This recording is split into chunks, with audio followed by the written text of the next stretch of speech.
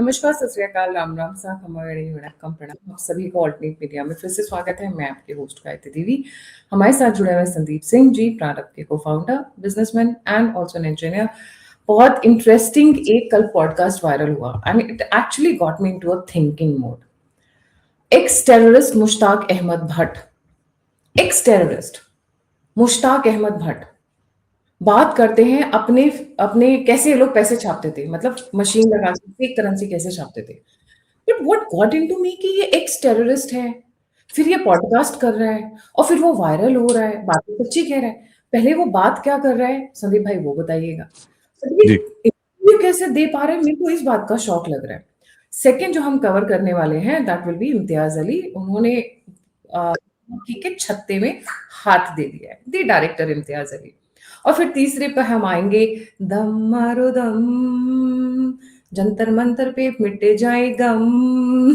हम वो कवर करेंगे। संदीप भाई, a very warm welcome on the show. A very good morning, Sunday का दिन है, लेट्स गेट स्टार्टेड। बहुत सारी न्यूज आ रही है, ओवर टू यू। नमस्ते गायत्री जी, आपने कहा कि वो एक्स टेररिस्ट है, वो एक्स हिंदू भी, नाम में ही भट्ट लगा रखा है तो कश्मीर से, नाम में भट्ट लगा हुआ है, तो कहीं ना कहीं बाप दादा कहीं कोई पलट गया होगा दाएं बाएं से। तो खैर, अब इसीलिए ना वो याद आ रहा है। आजकल वो लोग कर नहीं पा रहे पॉडकास्ट, इसलिए देखिए, ये तब था, तब तो हम लोग को तब एक्चुअली सरप्राइजिंग लगता था कि जब वाकई में वो सब टेररिस्ट होते थे, यासीन मलिक या ये बेट्टा कराटे और ये सब की, और ये बोलते थे कि हमने हत्याएं की हैं, और उसको जो है ग्लोरीफाई करने के नाम पर एनडीटीवी जैसे टेलीविजन से दिखाया जाता था, और उसके लिए कोई कॉन्सिक्वेंसेस नहीं होते थे उनका टेरर बढ़ाया जाता था। कितना वो जेएनके को सेपरेट कर सकते थे, नहीं कर सकते थे, वो एक अलग कहानी है। पर टीवी मीडिया में उन लोग का एक लेवल बढ़ाया जाता था कि ये देखिए सेपरेटिस्ट हैं, आतंकवादी हैं, यासीन मलिक भाई साहब हैं, इत्यादि इत्यादि। आज जब ये बात बोल रहे थे, सारे टेररिस्ट कॉन्सिक्वेंसेस भुगत चुके हैं। हमारे आर्मी के ढिलन साहब हैं और भी लोग बाद में बोलते हैं कि आज के डेट में एक एवरेज लाइफ जो टेररिस्ट की है, जैसे ही कोई ऑर्गेनाइजेशन का हेड बनता है, that is less than 30 days। कि बना नहीं, न्यूज आई नहीं कि निपटा दिया गया ढूंढ ढांड के। ये लोग अब वापस उस दुनिया में नहीं जा सकते क्योंकि the entire system is done, खत्म। पोस्ट 370 की वजह से क्या होता था, पैसे बहुत जाते थे। भारत में सबसे ज्यादा जो पर कैपिटा किसी भी स्टेट के आदमी को पैसा मिलता था, किसी भी स्टेट को पर कैपिटा मतलब हर आदमी पर जो सबसे ज्यादा पैसा मिलता था, दैट वाज जम्मू कश्मीर, और प्री 370 टाइम में। और भयानक करप्शन था उसमें, सब इन्वॉल्व थे, मीडिया वालों को पैसा मिलता, सब होता था। तो everybody is enjoying this conflict economy. अब ये वो सब चीजें बंद हो गई हैं। तो ये भाई साहब जो बोल रहे हैं, ये बोल रहे हैं कि धुरंधर सच है। बोल क्या है, जरा सुना जाए भाई साहब की बात।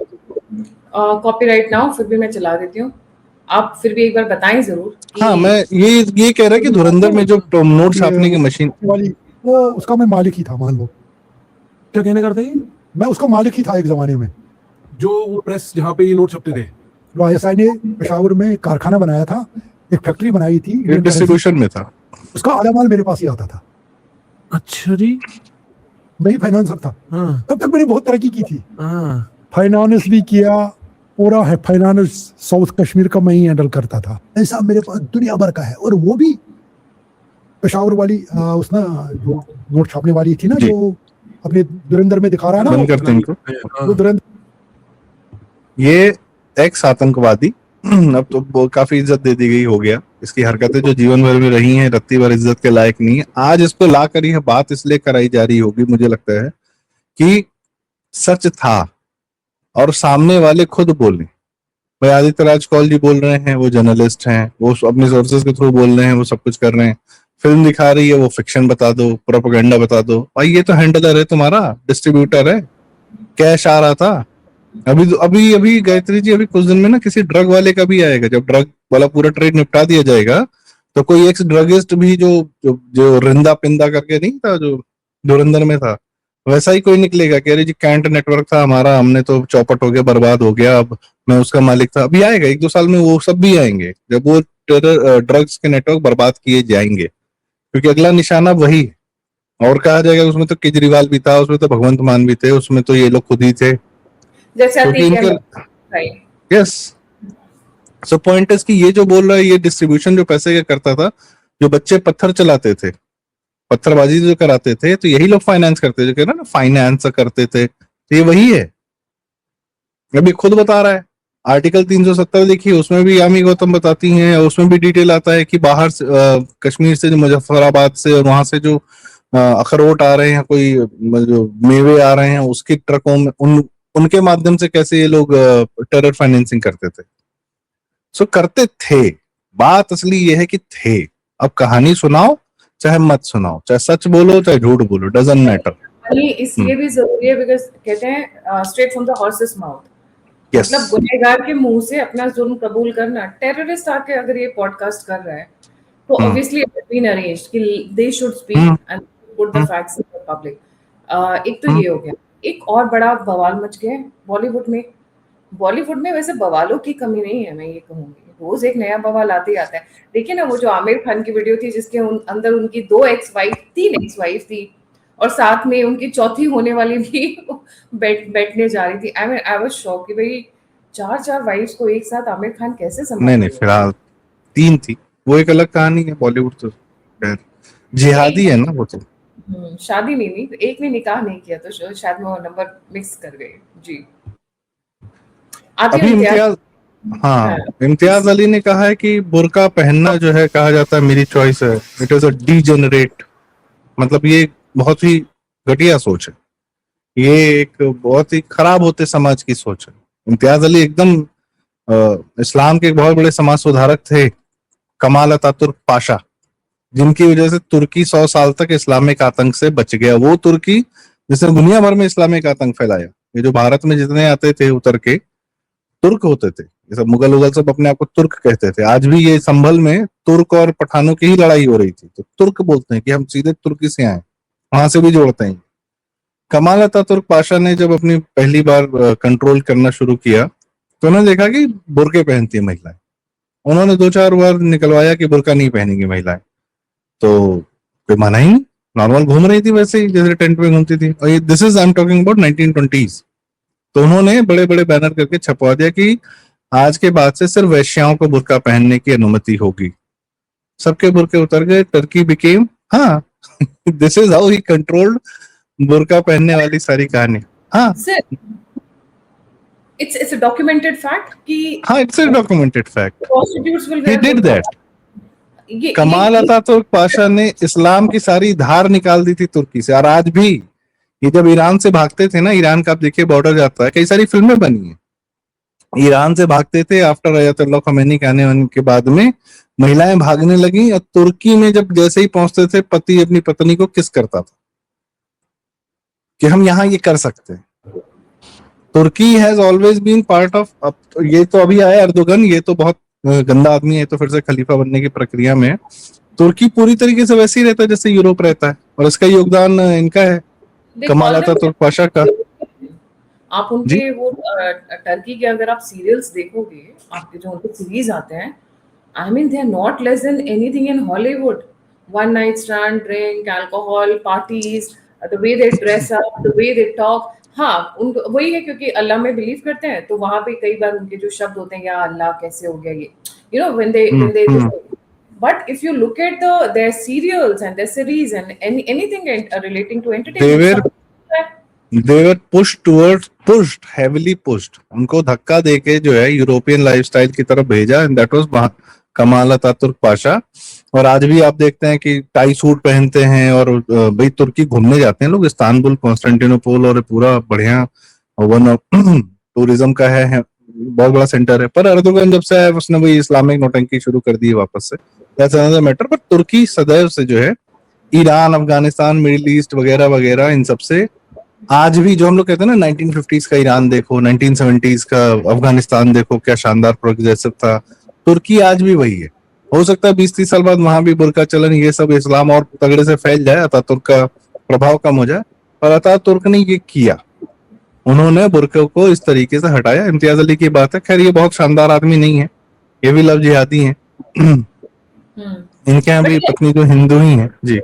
ये बोलने के बाद में बड़ा खलबली मच गई है खान गैंग में और धर्मा प्रोडक्शंस के अंदर, और अनुराग कश्यप सबके सब एक बौखला गए कि उन्होंने इंटरव्यू दे कैसे दिया, उन्होंने ये बात बोल कैसे दी। फिल्म चलानी है ना, फिल्म नहीं चल रही, फिल्म आई है ना मैं वापस आऊंगा, बोलने का इंटरव्यू तो ये देते हो, फिल्म बनाते हो कि एक पंजाबी है लेटा हुआ है, बुढ़ा गया है, उसको गांव जाना है अपने वापस, कहाँ जाना है, पाकिस्तान के उस पार, बिना दर्द। वो बंटवारा था, बंटवारा नहीं था, वो इस्लामिक आक्रमण था भारत पर।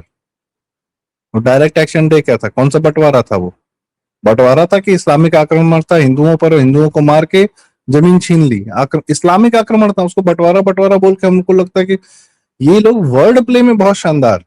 अब मैं वापस आऊंगा, अरे भाई वापस आऊंगा तो वहां कोई लेने वाला है क्या? हिंदू को, कश्मीरी हिंदू वहां अपने कश्मीर तो जा नहीं पा रहा है, वहां तो वापस ले नहीं पा रहे हो इसी देश में रहकर। वो रो रहा है, मतलब रो क्या रहा है, वो अपनी पीड़ा बता रहा है, सब कुछ कर रहा है। समय रहना इतना बड़ा हिट शो कॉमेडी करते हैं, उसमें भी ये बताते हैं कि हम वापस नहीं जा सकते। आदित्य राजकौल बताते हैं आदित्य इधर का क्या कर रहे हैं, कौन जा पा रहा है? कोई नहीं जा पा रहा है। तुम्हारे साथ कोई रह नहीं पाएगा। तुम ये बोलो ना पहले कि इस्लाम के साथ कोई रह नहीं पाएगा, मुसलमान भी नहीं रह पाएगा इस्लाम के साथ। That is what he is also trying to say a bit.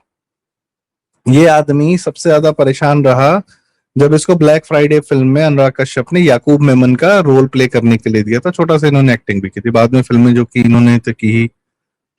इनकी फिल्मों में एक से एक एजेंडा चलता। अभी आई है कॉकटेल 2, वो भी इन्हीं के कहीं प्रोडक्शन हाउस से या इनके दोस्त लोगों ने लिखी। वो कॉकटेल 1 की स्क्रिप्ट लिखी थी। डीरेंज। अच्छा, इनका सबसे बड़ा ट्रोप क्या है? इनका सबसे बड़ा ट्रोप जो है ना, ये जो इम्तियाज अली का जो एक पैटर्न है लिखने का, ये जो फिल्में बनाते हैं, वो आपको भी वहां दिख रहा होगा जंतर मंतर पे।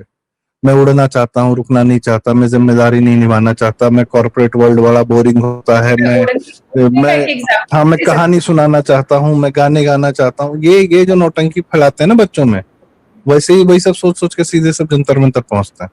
हैं। ये देखो थोड़ा सा दिखाती हूँ। बिल्कुल। Great. You are doing very well. We all are doing well. अजी खाना खा लिया? Pause that. वो पता है क्या है, वो जो हाथ में उसके दिख रहा है, कई सारे नामों से उसको बुलाया जाता है। हैश है, क्या बोलते हैं, वीड है, जॉइंट है, हैश है जिसमें वो पता नहीं क्या क्या डालते हैं, गांजा, चरस और पता नहीं क्या क्या डाल के फूकते हैं ये लोग। गायत्री जी, आपको याद होगा हम लोगों ने कई बार इस बारे में बात की है कि स्टैंड अप कॉमेडियंस के माध्यम से वीड की इतनी बात की जाती है कि weed has become very common among the youngsters and the जो भी हमारे कॉर्पोरेट में जॉब करते हैं, थोड़ा बहुत पैसा करते लेते हैं जो भी है। Cigarette is gone. सिगरेट तो ये बच्चे आपको आजकल पीते हुए नहीं दिखेंगे, वीड रोल करते हुए दिखेंगे। और न सिर्फ बच्चे, स्टूडेंट्स, यंगस्टर्स, और उसके बाद तो फिर वीड इज द स्टार्टिंग की आप उसके बाद कहाँ लेके जा रहे हैं, जितने हीरोइन वीरोइन इत्यादि इत्यादि यहाँ तक पहुंच जाओ। ये बहुत कॉमन है, सबसे ज्यादा बिकने वाला है ये कि पहाड़ पे गए थे, हिमाचल गए थे, यहाँ किया वहां किया, ऑल बिकॉज कि they keep on talking about it. और उसी में फिर कुछ मिला लो तो और बढ़िया और ज्यादा हो जाता है जो भी है। तो ये आपको अभी ये कॉकरोच जनता पार्टी में यही लोग मिलेंगे ही मिलेंगे। इनको भी अपना नेता चाहिए भाई, इनको भी सत्ता में अपना अधिकार चाहिए। क्या अधिकार चाहिए? कि जो काम कर रहा है उसको लूट लो। ये समाजवाद की जो खोपड़ी है ना, ये पुरानी नहीं, ये फिर वही है कि इन्हीं लोग, इन्हीं फिल्मों के माध्यम से, इन्हीं स्टैंड अप कॉमेडियंस के माध्यम से, इसी यूपीएससी के जो ट्रेनिंग दे रहे हैं बैठ के इंटरनेट पे यूट्यूब वाले। अभी आप अब ये जंतर मंतर पे आपको बहुत सारे खान जो है ना, उसके फैंस मिल जाएंगे, देवी के फैंस मिल जाएंगे। ये घेर के इनको यहाँ पहुंचाया जा रहा है कि बड़ा सिस्टम में दिक्कत है। अरे भाई, अब क्या कोई कहे अब हम पुराने से कंपेयर करने लगे, कह देंगे तुम भक्त हो। रियलिटी दिखाओगे इनको, कहोगे कि भाई घर की जिम्मेदारी उठा लो, कुछ काम कर लो, कोई माँ बाप की सेवा कर लो, या अपने परिवार में तुम किसी की जिम्मेदारी मत उठाओ, अपनी उठा लो। एकदम भड़क जाएंगे सारे के सारे। क्रांति करने निकले हैं लोग। क्रांति से क्या क्या निकलता है हम लोग नहीं पता, कि यही से ऐसी क्रांति से लालू निकला, मुलायम निकला, और ये अभी रिसेंट वाली क्रांति से केजरीवाल, मनीष सिसोदिया, संजय सिंह आप निकले। अब इस क्रांति से देखिए क्या निकलता है। असली क्रांति जो बंगाल में हिंदू जनता कर रही है वो नहीं दिख रहा है कि कैसे गर्दन छुटा के अपनी किसी सरकार से जो है बाहर निकली है, गुंडों के अत्याचार से, जिनके ऑफिसेज में हथियार। अभी पूछो इनसे जंतर मंतर वालों से कि तृणमूल को और अभिषेक बनर्जी के बारे में क्या कहना है। अरे उसका तो वोट चोरी करके उसको जो हरा दिया। अच्छा, वहां की महिलाओं से पूछो, उससे कोई मतलब नहीं है। इतना अंधापन जो है ना इन लोग का, और ये विशुद्ध रूप से सोशल मीडिया, यूट्यूब वगैरह वगैरह के माध्यम से इन बच्चों के यहाँ पहुंचाया जा रहा है। एंड ये हो सकता है कि अभी हमें दिख रहा हो कि कम जनसंख्या है, सड़क पे भले कम दिख रही हो, लेकिन छात्र एक होली काऊ है। You can not touch a student. ये सड़क पे कुछ भी कर ले, नंगा नाच कर ले, कुछ भी कर ले, in the moment they want. अब क्या चाहिए इनको कि आप वाटर कैनन से इन पे पानी मारते हुए पुलिस दिख जाए, ये कुछ ना कुछ गंदगी वहां करेंगे ताकि इनके साथ वायलेंस हो। And I am telling you one more thing, ये दीप के जो ना बड़ा यंग दिख रहा है, ये भी लाश देखने ही आया है कि किसी न किसी गिर जाए तो सरकार ने छात्र मार दिया, सरकार ने छात्र मार दिया। को लेके आपको बहुत ज्यादा ट्रोल किया गया। आज आप अलग अटायर में हैं, आज आपने साड़ी डाली हुई है, तो क्या लग रहा है ये कपड़ों के बारे में है? नहीं देखिए, it's never about the clothes, it's about the sick mentality. And troll भी आपको सिर्फ करती है जो है वो है इनसिक्योर मर्द जात। लड़कियां छोटे कपड़े पहने उसमें दिक्कत है, तब भी गंदी नजर से देखना है। लड़कियां पूरे कपड़े पहने तब भी गंदी नजर से देखना है। हमारे भी यही होता है, हम छोटे कपड़े पहन ले तब भी फालतू बोलना है, बड़े कपड़े पहन ले तो भी फालतू बोलना है। तो इन लोग अपनी मेंटालिटी से। गायत्री जी, एक छोटा सा उदाहरण देना चाहूँ, ये सारे दर्शकों के लिए है। उदाहरण बेसिक अपना हिंदू समाज में, हमारी दादी या हमारी परदादी थी, वो लोग घूंघट में रहती थी या साड़ियां पहनती थी, जो भी था। एक बेसिक अगर मैं गांव देहात की बात करूं, दादी हमारी घूंघट नहीं करती थी, पल्ला करती थी, कई बार वो भी नहीं करती थी। मम्मी हमारी साड़ी पहनती थी, बाद में धीरे धीरे उत्तरोत्तर में सूट पहनने लगी। दीदी लोग हमारी सूट पहनती थी, फिर बाद में टॉप टी शर्ट सब पहनने लगी। आजकल हमारी भांजियां हैं, वो लोग शॉर्ट्स में घूमती हैं, कोई दिक्कत नहीं। पिछले 3-4 पीढ़ी में महिलाओं में, घरों में कपड़े हर आदमी अपनी मर्जी के पहनना कोई रोक नहीं रहा है, और ये सबके घरों में हो चुका है। इसके लिए कोई बाप कोई माँ ने किसी को रोका नहीं है। ये कहाँ से बताया जा रहा है? पिछले 20-25-30 बोला जाता है, आई नो, कहीं कटाक्ष होता है, कमेंट होता है, पर largely it has been accepted now. That's what I am saying, largely the change has been accepted. कोई इसके लिए रिवॉल्यूशन और फेमिनिज्म करने की आवश्यकता नहीं पड़ी, it has been accepted now.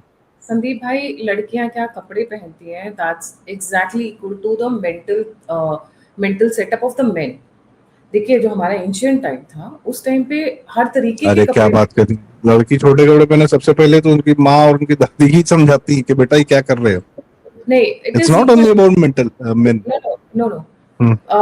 Ancient जमाने में, जो हमारा एंशिएंट टाइम था, उसमें लड़कियां बहुत ही एलिगेंट येट एक्सपोजिंग कपड़े पहनती थी। ठीक है, क्यों? क्योंकि मर्दों के या पुरुषों के उसमें मेंटल सेटअप वो क्लीन, अपनी महिला के अलावा, अपनी पत्नी के अलावा वो किसी की तरफ ऑब्वियसली अफेयर या शादी वादी वो तो हमेशा ही होता रहा, बट वो दिखाता था कि they had a clean mindset.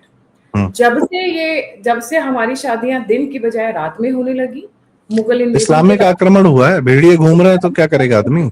हुआ कि रात के अंधेरे में लड़कियों को विदा कर देना। कपड़े तभी से चेंज हुए। घूंघट हमारा कभी था ही नहीं भाई, बुर्का इनका रहा होगा, पर हमारे यहाँ घूंघट का हिसाब किताब कभी था ही नहीं। कब आप देख लीजिए, हमारे जितनी भी, अब माँ दुर्गा की आप फोटो देख लीजिए, आप माँ सरस्वती की देख लीजिए, किसी की भी देख लीजिए, कहीं पे घूंघट, कहीं पे कुछ नजर आया है? आज तक नहीं। अभी भी जो चेंज है सोसाइटी में, the men are opening up, it is an open thing. तो घर में बच्ची क्या कपड़े पहनती है, that is equal to the thought process of the man and how liberal the family is, right? अगर आपका घर में ऐसे लोग आते हैं जाते हैं जिनका मेंटल सेटअप ठीक नहीं है, पुरुष ऐसे हैं, तो माँ यही बोलेगी, बेटा देख बहुत लोग आते जाते हैं, आप कपड़े ढंग के पहनो, राइट? गायत्री जी, इंस्टाग्राम पे ये मुसलमान लड़के वीडियोस बनाते हैं और लाखों लाखों व्यूज हैं इनके, कि जहां पर ये इनके घरों की मुसलमान लड़कियां यदि हिजाब पहन के नहीं निकल रही हैं तो रोकते हैं और उसको फिर हिजाब देते हैं, वो पहन के निकलती है। तब मतलब वो इतना शानदार वीडियो बनाते हैं, लगता है वाह कितना बढ़िया काम किया। और लड़कियां भी वीडियोस बोल बोल के दिखा दिखा के कि हम हिजाब पहनते तो हम सुरक्षित रहते हैं, हम ठीक रहते हैं, ये हमारा ये है। पुश किया जा रहा है, प्रमोट किया जा रहा है। आलिया भट्ट हिजाब पहन के करती है सारा काम जो भी करती, मतलब 1-2 फिल्मों में इस तरीके से दिखाया जाए कि इट इज मेन स्ट्रीमिंग। और आजकल मैं हिंदू महिलाओं को देख रहा हूँ, लखनऊ फेमिनिस्ट हो रखी हैं, प्रो हिजाब हो रखी हैं। मेरे तो मतलब समझ ही में नहीं आता कि अच्छा, वो एक इकोसिस्टम है जो इस चीज को पुश करता है, आपको स्टेज पे बोलने का मौका मिलता है, ठीक है, बोलिए जो बोलना है, कहना है कहिए। इस आदमी की बात मतलब इस लड़के की तो बात ही छोड़ दें, ठीक है, he has become famous. Jantar Mantar पे किसी को तो फेमस होना था, यही हो गया, ठीक। something I have to show and which is a big security concern. एक कॉकरोच पुलिस के यूनिफॉर्म में आया है to create an impression that the Delhi police were backing the protest. Now this is a cause of concern. जब तक ये गुल्ली डंडा खेल रहे हैं, क्योंकि वहाँ पे क्रिकेट खेल रहे हैं, जब तक ये केला बांट रहे हैं, पानी बांट रहे हैं, जब तक ये बैठ के अपना, वैसे तो केस इसके ऊपर भी बनता है कि आप ओपनली बैठ के आप नशा कर रहे हो, जो ये कर रहे हैं वहाँ बैठ के, चाहे सुबह या शाम या रात किसी भी टाइम पे, because that's a public place, अब उसके ऊपर भी केस बनता है. बट पुलिस के यूनिफॉर्म में आना और वहां पर प्रोटेस्ट करना, नाउ दैट इज समथिंग, क्योंकि ये गलत इंप्रेशन देता है. अल जजीरा नहीं, इसकी ये तो वीडियो बना लेंगे एक कि पुलिस वाले ने लड़के को थप्पड़ मार दिया, नहीं और फेक न्यूज चल जाएगी. वो बना लेंगे, नहीं तो ये आ जाएगा Delhi police part of the cockroach Janta party protest. They can be going both the ways. They want confrontation, ये कन्फ्रंटेशन चाहते हैं, और तब तक ये बदतमीजी करते रहेंगे. भाई तुम प्रोटेस्ट कर रहे हो, तुम्हारे यहाँ चल रहे नारे कि my life my rules, my body my rules, no gender my rules. ये वो एजेंडा लाया जा रहा है. और मैं सही बताऊं, हम लोग हो सकता है कि थोड़े से दूर से देख रहे हैं, लेकिन यंगस्टर्स को ये सब बातें बड़ी प्रभावित करती हैं. So what they are doing, पिछले हफ्ते आया था दिल्ली जंतर में, अब ये पूरे भारत में लगातार, पुणे में, हैदराबाद में, लखनऊ भी करके गया था. फिर यहाँ से तो तुरंत निकल गया, पता नहीं दोबारा आएगा कि नहीं आएगा. पर ये वापस से जंतर मंतर में पहुंचा, फिर से भीड़ इसको दी जा रही है. पुश क्या किया जा रहा है, पुश क्या किया जा रहा है? फ्लाइट पकड़ के घूम रहे पूरा देश में, तुमको दिख नहीं रहा कि तुम्हारे जितने लोग सब है ना. इम्पोर्टेंट ये वो खर्चे कौन दे रहा है, क्योंकि आप इतने शॉर्ट स्पैन में इतनी फ्लाइट्स में घूम रहे हो, non in economy, all in business class, पैसे कौन दे रहा है भाई? पैसा कहाँ से आ रहा है, ये इम्पोर्टेंट. कि माँ बाप से कोई पूछे कि तुम्हारा बच्चा जो कर रहा है उसका खर्चा कौन दे रहा है? तुम दे रहे हो कि तुम कहीं से पा रहा हो? जो लोग फंड कर रहे हैं वो क्यों कर रहे हैं? क्योंकि follow the money. Follow the money. जैसे आप पैसा कमाते हो, जैसे आप खर्चा करते हो, वो आपका चरित्र बताता है. तो ये जो एनजीओ में अनअकाउंटेबल पैसा आ जाता है ना, कि करोड़ों आ जाए, हम कुछ भी करेंगे, तो तुम खुद प्रोडक्ट हो, तुम खुद बिके हुए हो, साफ पता चलता है. तो दिस इज, ये बड़ा, तीनों हमने जो आज बात की है कि आतंकवादी, पूर्व हिंदू, आज उनका आतंकवाद समाप्त कर दिया गया है. उस दिन में उम्मीद है, मतलब भगवान से तो हम लोग प्रार्थना करते हैं कि ड्रग्स का नेटवर्क और ये वोक एजेंडा भी समाप्त किया जाए. और बाकी तो इम्तियाज अली जो कह रहे हैं वो भी अपने समाज में झांके, खुद भी झांके. ये ज्ञान हमको क्यों पॉडकास्ट पे देते हैं, मुझे नहीं समझ में आता है. जितना शाहरुख खान है ना, सबका ज्ञान आता है कि पॉडकास्ट पे या पब्लिक में बोल देते हैं. अपने समाज में जाके क्यों नहीं बोलते भाई? मस्जिद is the best place to visit and explain. हाँ, जाओ तुम भी खुतबा दो. वैसे इनको अलाउड नहीं होता खुतबा. जी, thank you so much Sandeep भाई फॉर ज्वाइनिंग. जाने से पहले सभी व्यूअर्स से रिक्वेस्ट है, लाइक, सब्सक्राइब और शेयर करना ना भूलें. अगर आप कंट्रीब्यूट करना चाहते हैं तो दिए हुए नंबर और यूपीआई पे आप मुझे कंट्रीब्यूट कर सकते हैं. आप मुझसे जुड़ना चाहते हैं, इन्फॉर्मेशन शेयर करना चाहते हैं, तो सभी के सभी लिंक्स डिस्क्रिप्शन बॉक्स में. इसी के साथ जय हिंद, जय श्री राम, हर हर महादेव.